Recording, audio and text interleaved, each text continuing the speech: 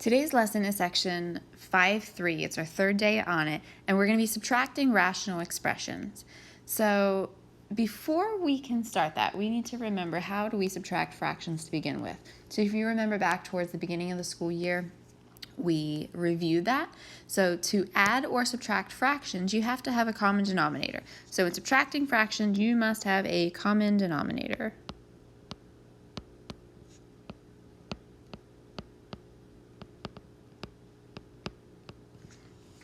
All right, in order to do that, when we have rational expressions, we have to factor all the denominators so that we can find that common denominator. All right, so taking a look at this first one, because this first one's pretty basic. We don't have any trinomials, it's just two binomials in the denominator. So look at each fraction. This first fraction is already factored. There's nothing I can do with that, so we're going to leave that fraction the same. So I'm going to get x all over x minus 3 minus 2 in the numerator. Now this denominator, is there anything that I can factor from it? 3x plus 4. We're looking at it. There is no GCF that we can factor out, so guess what? That's our denominator. So there's nothing I can do to factor each of these. So what we can do is now we have to say, okay, what is the common denominator? Well, our common denominator is just the product of these two. So my common denominator is x minus 3 times 3x plus 4. So I'm writing that denominator on both fractions now.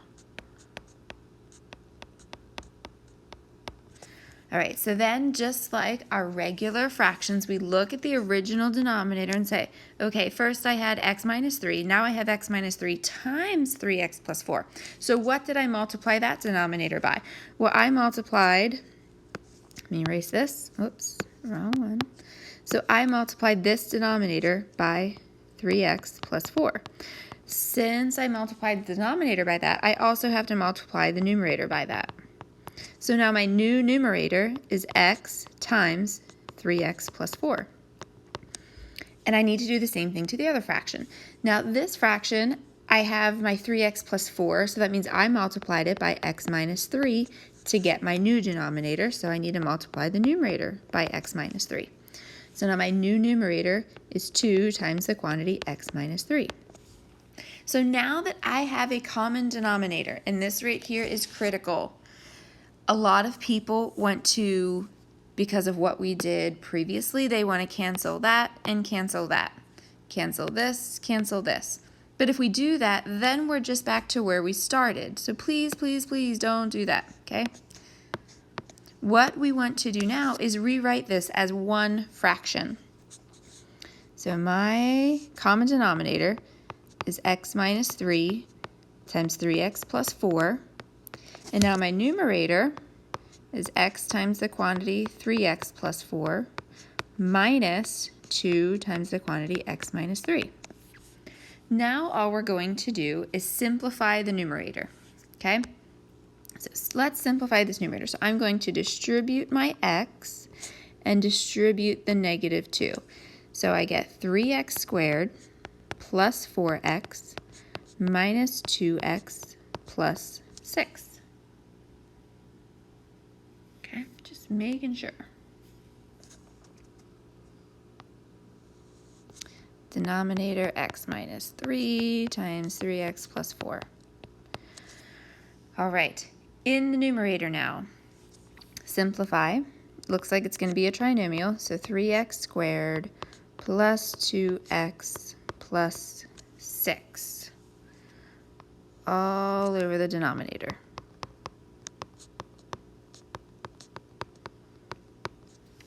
All right, so I'm subtracting them, but I still have to remember that I need to simplify it as much as possible, just as with any fraction. So now what I'm going to do, since my numerator is a trinomial, I'm going to say, okay, I need two numbers that add to give me 2, but multiply to give me 18. So factors of 18 are 1 and 18, 2 and 9, 3 and 6, 4 is not, 5 is not. So we look at this and we say, hey, there is no combination that I can get a 2 from, which means my numerator must be unfactorable. So this is my answer. Okay. So if you need to go back, rewatch that, pause it. I was a little nervous about this being the lesson for today, but actually it might work out better that way. You guys can pause the video and go back and rewatch it. All right, let's move along to part B.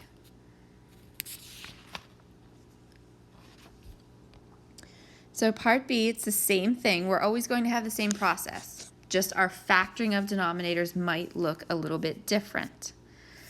All right, so I'm going to factor this first denominator. Okay, so I need two numbers that add together to give me -1, but multiply to give me -2. Where the only factors of 2 are 1 and 2. So it's going to be a -2 and a +1. So this denominator, I'll just write it right underneath, gives me x minus 2 times x plus 1. All right, so that's that denominator. Over here, let's factor this one. Two numbers that add together to give me a +2, but multiplied to give me a -8. So those two are going to be 4 and 2, with the 2 being negative. Right? So now if I write this, and I'm going to the shortcut just to refresh your memory because each of those leading coefficients was 1. So I'm going to do x minus 2 times x plus 4. All right, so now for my common denominator. I need to have one of everything that is different. Okay, so if you notice, I have this x minus 2 here. I have 1 on each side. Since I only have 1 on each side, I only need to list it once. Okay, you'll see in a little bit what happens if we have 2 on each side. Then we'll need to list 2 of them. All right, so my common denominator, remember, I need one of everything that's different. So I have x minus 2 on each side, so I'm going to keep that. Then I have an x plus 1, then I have an x plus 4. So I got an x minus 2, I got one of those, I got 1x minus 1 and 1x plus 4. All right, so that's my common denominator. How much fun does this look like? No, it's really not too bad once you get the hang of it. All right, so then again, I have both my denominators, so then I look at my first fraction in the numerator. I only had a 1 there. My denominator had an x minus 2 and an x plus 1, so that means I am missing from my numerator an x plus 4. And I'll put my 1 there so I don't forget it. Okay, erase my little checks now. The second one, I had an x minus 2 and an x plus 4, so I was missing my x plus 1, but don't forget the x up there. I will say that's probably the most common mistake. So what was I missing? Oh, an x plus 1. All right. Since I now have my common denominator with my new fractions, I'm going to rewrite this as one fraction. I'm not really sure why I made that so large, but that's okay. All right, my numerator is now x plus 4 minus x times x plus 1. Now again, I can't reduce here. So I know some people want to just cross both of those out or cross those out, but we can't. And the main reason we can't, once I delete that, is because there is subtraction here. My numerator is not all being multiplied together. Okay, so we can't cancel until everything's being multiplied. So now let's simplify the numerator. So I have x plus 4 minus x squared minus 1. So I'm going to rewrite this. I'll just rewrite it first. So negative x squared plus x plus 3. Okay, it's still over that denominator. I'm going to go ahead and factor out a -1 from here, so that way my x squared is positive, my x is negative, my 3 is negative, just to make it easier for us to factor. All right, and now that my numerator is done, I'm rewriting it over my denominator. All right, so there's my, that might be a little confusing if I put that color. All right, so there's my fraction. Now again, we have to try to simplify the numerator. Oh, hang on, I made a mistake. I wonder if any of you guys caught that. If you didn't, I forgot my x there. Oh, yeah. So now that's going to change my numerator. So let's go back and fix that. Okay. So now I have a negative x squared. My x's go away, and I'm left with plus 4. So now I'm going to factor the negative 1 out, and now it's x squared minus 4, which, hey, we all should be happy about that because that looks a little bit better to factor. All right, so now that looks better. I apologize for that. So now my numerator, I need to factor it. So x squared minus 4, that's difference of squares. So it's negative 1 times x plus 2 times x minus 2. All over x minus 2 times x plus 1 times x plus 4. All right, now notice everything in the numerator is being multiplied together. Negative 1 times the quantity x plus 2 times the quantity x minus 2. So now we can go through and say, okay, wait, I don't want the highlighter. I can cancel x minus 2, x minus 2. Is there anything else I can simplify from there? Our answer is no. So my final answer is going to be negative 1 times the quantity x plus 2 all over x plus 1 times the quantity x plus 4. But don't forget what we learned before. X cannot equal, I canceled an x minus 2. So x cannot equal 2. And that's our final answer for the second problem.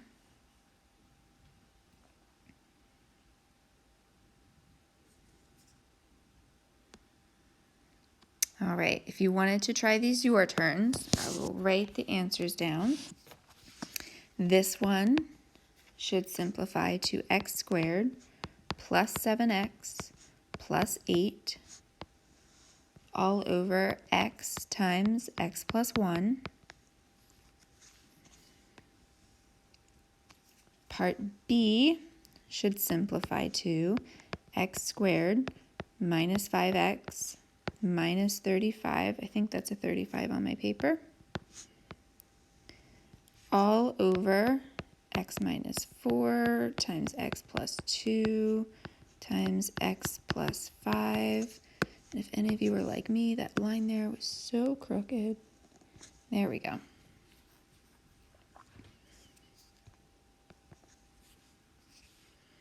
All right, so you can always pause, try those two if you'd like. That way, if you have questions, you can ask. We have one more example to go over, and it is the exact same thing, except we are having 3 of them to do. All right, so this is what I was talking about before. So it doesn't matter if you have 2, if you have 3, if you have 10. You follow the same steps. You factor each denominator. Find the common denominator, rewrite it as one fraction, and simplify. So this first denominator, I can't simplify it anymore, so I'll just write it there. X, that can't be reduced, so I'm just going to write x. But x squared minus 1, that can be simplified to x plus 1 times x minus 1. Okay, so my common denominator, let me go over here. I'm going to be writing this 3 times. Okay, is going to contain one of each of these. So I have an x, because I like to write the single variables first. I have an x minus 1. I have an x plus 1. Then I have another x minus 1, but I don't need to write it because I already have one listed. The only time you would have to write the x minus 1 twice is if one of the denominators actually had it twice. So if it was a perfect square trinomial, then I would have to write both of them in my denominator. Okay? All right, so that's my denominator.